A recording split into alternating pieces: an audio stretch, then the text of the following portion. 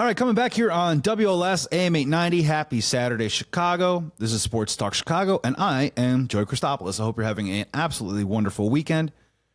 On the back half here, I wanted to just break down as we head into the month of August. I just wanted to give you my top 10 most important Chicago athletes heading into the month of August, the guys that are on my mind the most.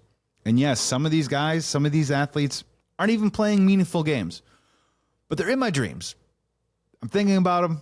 I'm rooting for them. And their success, the remainder of this year, is very much going to be tied to not only my happiness as a sports fan, but hopefully yours too as well. So let's get through these a little bit here. And let's talk about my number 10, Chicago sports athlete, who I'm thinking about the most. Number 10 is Montez Sweat. Only reason why I'm just updating this with Montez Sweat, yes, he's not playing any games right now. He's not sacking the quarterback. But the reason why he's on this list is because all reports indicate out of training camp is that he is healthy. And maybe, just maybe, he is on the cusp of getting back to doing what he did 2 years ago and not so much last year, which is sacking the quarterback. There's been some fun reports about him kind of barking back at the offense, maybe taking a little bit of a leadership role, and hopefully that shin injury that he had last year, he's at least feeling a little bit better about it. And if, just if, we can get a healthy season out of Montez Sweat, I think it will go a very long way into at least quieting some of my concerns and my worries about this defensive line. I'm a big fan of Grady Jarrett, but unfortunately, one of the Bears' top draft picks this year, Shamar Turner, is going to be out a month with an ankle injury. They're already considering possibly putting him on IR. And why would they do that? Because even if he gets healthy in a month, he is a rookie. He is behind it. He's behind the scheme. He is behind some of the coaching. So their thought process might be, if he can get healthy in a month, then he'll need a month just to get up to speed, and NFL speed. So you put him on IR, maybe you see him in October, and maybe he can help you out. But that makes Montez Sweat even more important to the Chicago Bears, besides the big contract that he signed. We need somebody to draw some double teams. We need somebody to draw some eyeballs from the opposing offense to try and take down Montez Sweat. Some of these other guys can get opportunities and eat. If Dennis Allen's defensive coordinator system, if his philosophy is pressure up the middle, and you can scheme that up, then Montez Sweat, with his skill and his talent, should be able to win on the outside. And the fact that he is healthy, which what it sounds like for right now, makes him my number 10 top most important athlete in my mind right now in Chicago sports heading into August. Number 9 on the list, I'm going to go Rome Odunze. I'm going to stick with the Chicago Bears. There's going to be a lot of Bears on this list because we are in training camp. We're counting down the days till week 1. Rome Odunze. So when you're getting reports and you're reading all the tea leaves about training camp right now, you're hearing a lot about how is DJ Moore going to fit into the mix. Is DeAndre Swift the right type of running back for Ben Johnson? Can Kyle Monangai step up? Where the heck is Luther Burden? What's going on in the tight end room? Can Olamide Zaccheaus become the number 3 wide receiver? What we're leaving out here is the guy who might possibly be leading the team in receiving yards by the end of this season. And that could possibly be Rome Odunze.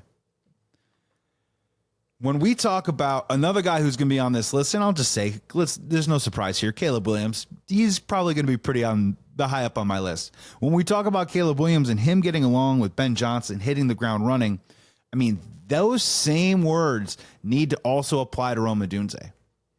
Because if you're telling me there is a future where Ben Johnson and Caleb Williams are combining forces for the next 4 or 5 years to make sweet, beautiful music together, the benefactor of that, and perhaps the most likely person to benefit from that, is going to be Rome Odunze. He's in year 2, ready to take that next step. Made some great plays, but consistency was a bit of an issue for him last year. And the part that I'm keeping an eye on too as well is if you look at some of the things that Ben Johnson likes to run when we talk about quick wide receiver screen, when we talk about some of the action pre-snap to get the ball into different players' hands, there are going to be moments when they're going to ask wide receivers to block on the outside. And in my opinion, Rome Odunze's blocking on the outside last year left a lot to be desired. So we're talking about all these guys right now, but perhaps by the end of this season, the guy that we're going to be talking about the most just might be Rome Odunze. So for right now, I'm cool with it. Be quiet. Go about your business. Stay healthy. But when we talk about important Bears, Rome Odunze is right up on that list. And you want that dynamic duo not just to be Ben Johnson and Caleb Williams. The real dynamic duo that I think is going to pay the most dividends quickly for this football team to be successful is Caleb Williams and Rome Odunze together. He's going to come in at number 9 on my list of Chicago sports athletes, the power rankings heading into August. The next one on my list is an interesting one. This is a new addition to me, and I've just started really kind of wrapping my head around this guy. Colston Loveland, sticking with the Chicago Bears, number 8. And the reason why he's cracking this list, the reason why he's on the top 10 is, one, he's had a hard time making the list because he hasn't been healthy. He had shoulder surgery in January. He finally is healthy. He's on the practice field. And reports out of camp are very promising. If you haven't heard, if you haven't had the opportunity,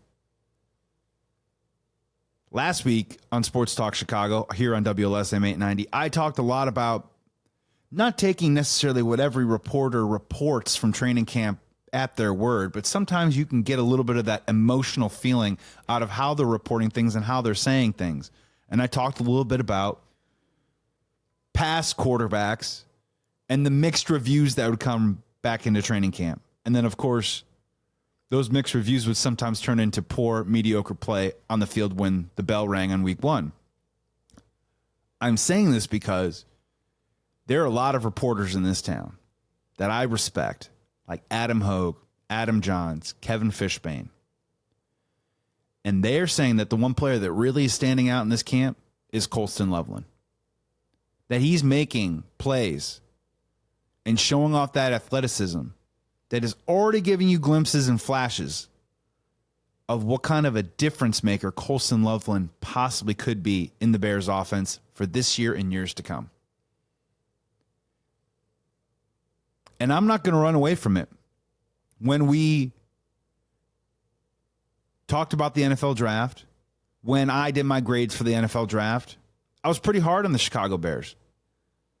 And there was a big part of me that wanted them to take a running back early, that wanted them to take that offensive tackle, that Haas, find the defensive end to play opposite of Montez Sweat. And instead they went with Colston Loveland and Luther Burden. But so far, early returns are that Ben Johnson identified something that he saw in Colston Loveland, something that he knew could immediately fit into his offense. And early reports are that Ben Johnson was right. And maybe the reports that other NFL teams were desperately clamoring, clawing their way to try and get up in the draft to not take a guy like Tyler Warren, but to take a guy like Colston Loveland. And if he can stay healthy, and if he can continue on this trajectory, I think he's going to provide a type of weapon that I don't think Chicago Bears fans have ever seen in this town. We've had some good tight ends. We've had some tight ends that have been able to score some touchdowns. We still have a tight end on this team that can score some touchdowns on Cole Kmet. But I think Colston Loveland might be that type of player with that dynamic athleticism to be able to catch the ball, not up in the air and in space.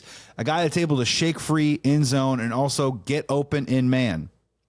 The early returns on Colston Loveland are very, very promising. And that's why he's finally made the list here in August. Moving on, number 7. I'm going to go Colson Montgomery for the Chicago White Sox. Look, the Chicago White Sox, they ain't going anywhere, right? The Chicago White Sox are better than they were last year. Don't get it confused. Just because they lose a bunch of games, it doesn't mean that it's the same brand of baseball. Will Venable has these kids playing hard.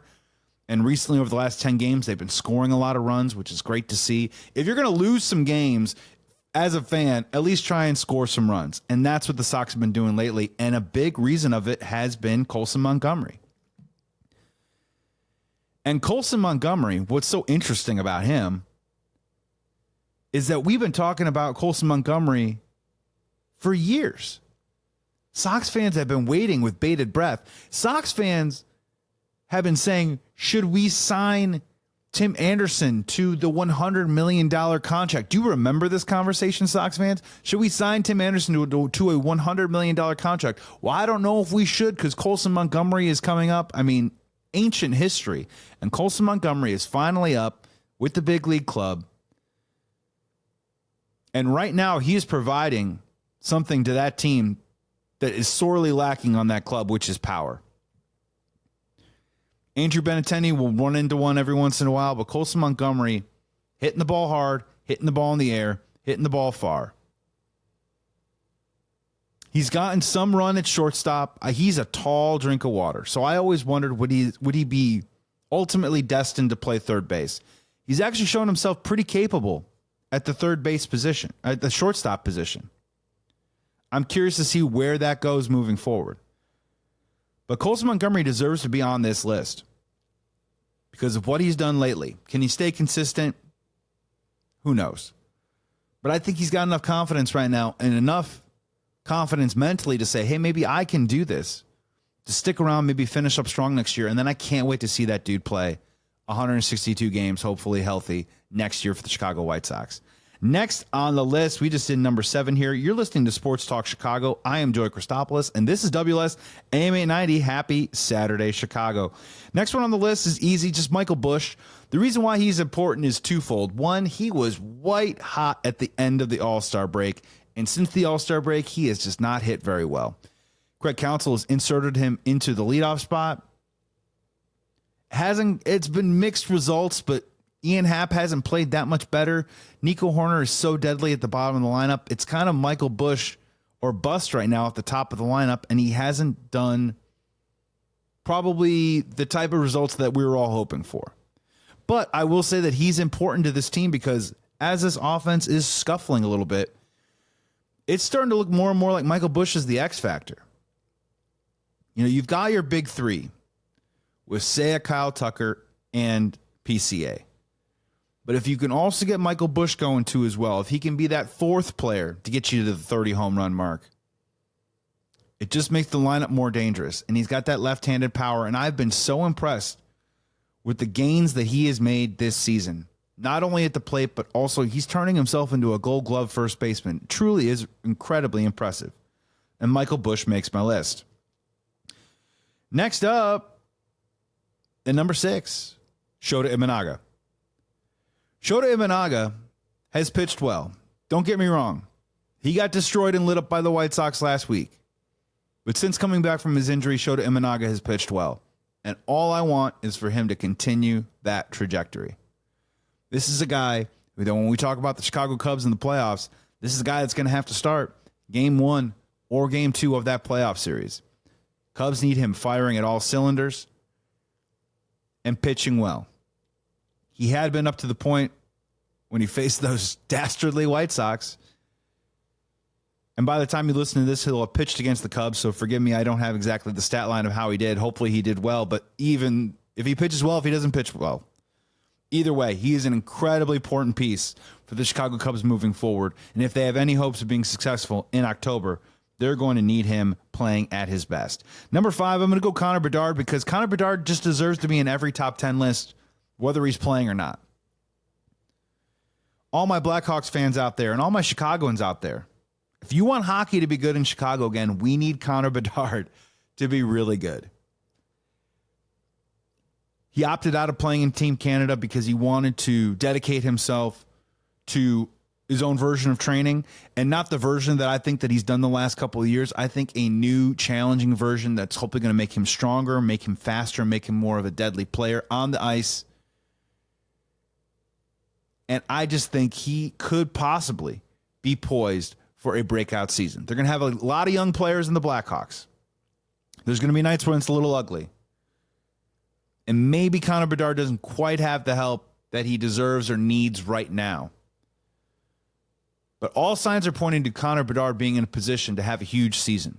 And if he has a huge season, it gets you one step closer to the Blackhawks being good again. And everybody knows this town is a lot more fun when the hockey is great. There's nothing better than going to a Blackhawks game. So I got to put Connor Bedard at number 5. I just have to do it. At number 4, I'm going to go Joe Thuney. I'm just going to keep doing this. It doesn't matter. I get it. He hasn't played it down yet for the Chicago Bears. But I will just reiterate. The Chicago Bears have never had an all-pro future Hall of Famer on the offensive line in a very long time like Joe Thuney.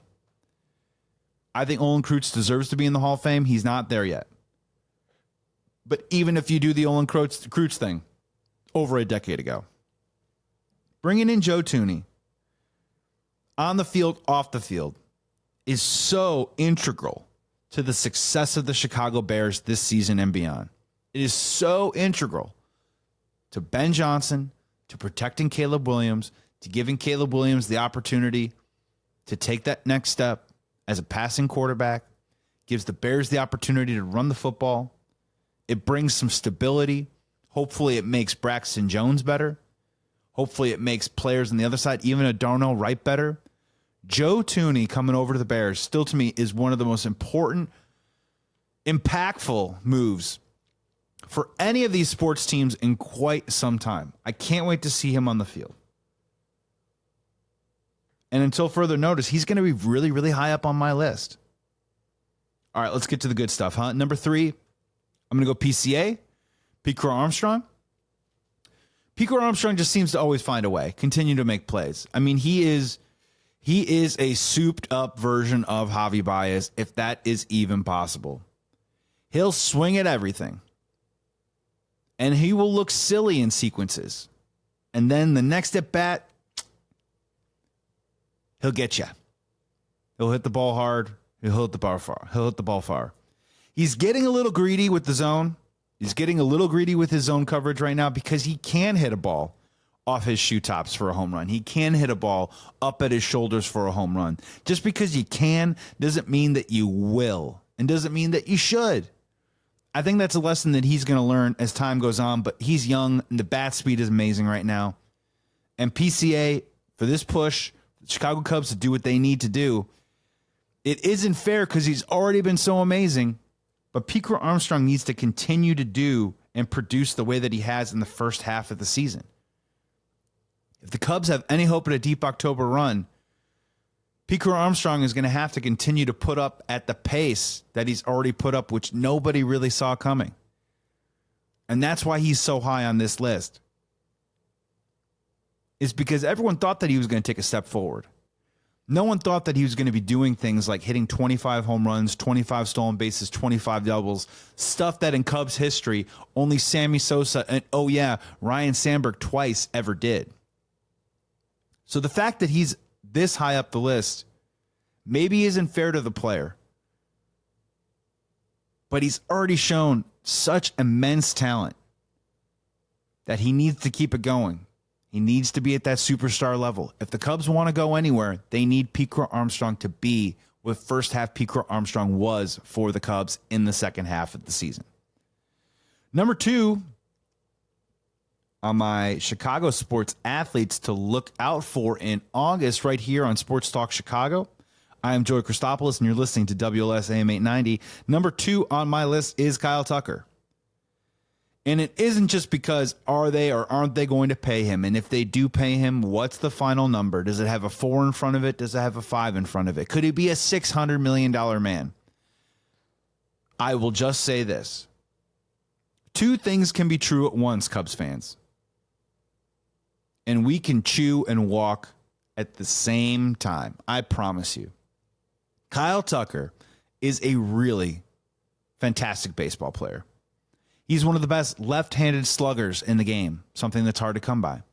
He plays solid, if not great, defense. The whole Gold Glove thing, I'll be honest with you, I don't really see it. He's been solid, unspectacular, good, not great at defense. He's a sneaky good base runner. He knows exactly when to pick up a stolen base. And if you look at his career numbers, his accuracy in stolen bases is actually pretty high, which is very impressive. And he has a wonderful sense and control of the strike zone. And even when he isn't necessarily pounding the ball over the fence, he still figures out different ways to get on base. Having said that, over the last month, Kyle Tucker hasn't been great. I believe over the last 30 days, he only has 1 home run. He's been stuck in the 50s in RBIs for quite some time. And his trajectory to begin the season was meteoric. I mean, how many RBIs was he going to hit? Was he going to hit 35 home runs, 110 RBIs? In a preseason poll at my job over at CH Joe Sports, I said he was going to lead the team with 37 home runs. That looks pretty unlikely right now. Still a really good player, but he's been going through it a little bit. And he's still getting on base, and his going through it is better than a lot of players' best day in Major League Baseball. But he is number 2 on this list because I believe as the calendar turns over to August, I think he needs to start getting it rolling a little bit. I think we need to start seeing the hot streak Kyle Tucker show up. And as we saw in April and into May, when hot Kyle Tucker shows up, he can carry the team for quite a stretch. And let's be honest, it's an old cliche, but it's true. If Kyle Tucker is going good, I promise you, there's going to be other players in that Cubs lineup that are going to start getting it going too. And that's what's going to be important. I'm not freaking out. I'm just encouraging Kyle Tucker to get hot again because I know he can, and he's a great baseball player. My final one, my number 1 Chicago sports athlete. Who could it be?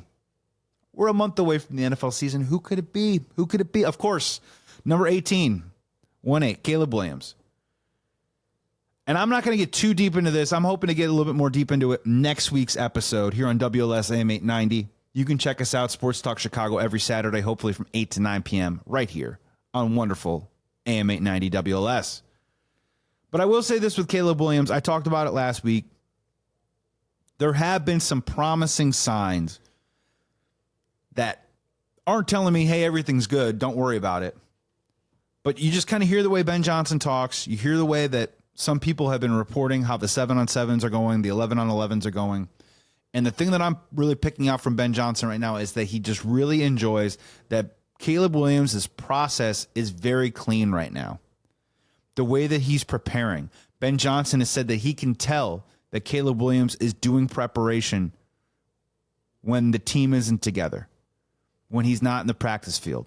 It's on his own time. And so far, so good that Caleb Williams right now is putting in that extra work to be a little bit better than he was yesterday. Ben Johnson's noticing it, and some of the reporters too as well are noticing that he's playing a little bit cleaner. He's had some better throws after a really rough start to camp. There was a very important article produced by Albert Breer, SI.com, that also commented that right now, as you read these things, Bears fans, keep in mind, Ben Johnson, he's decided to do this. This is his decision. That he right now is going to, quote unquote, have Caleb Williams drinking from a fire hose in terms of what he's throwing at him offensive scheme-wise. He is trying to speed him up. He is trying to throw him into chaos and then hopefully slow him down.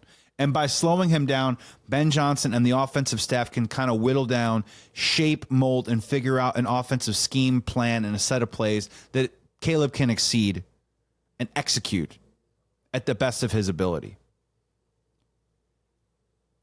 I'm not going to sit here and tell you whether it's going to work or not. Sometimes overload can't be good because then you get paralysis by analysis. Sometimes going too slow doesn't get you prepared for the season, and you're a little too simple so that when you do add something on, the player is unable to absorb it and make it happen. But the good news is that reports out of camp the last couple of days is that Caleb Williams is playing better. The relationship with Ben Johnson so far is off to a great start. He is putting in the work. He is putting in the time. And at this point right now is showing a willingness to learn and get better. There are long strides to go. And even when the season starts, I promise you, there probably will be bumps on the road. And this season may be more of a transition season than Bears fans would like or want to hear right now.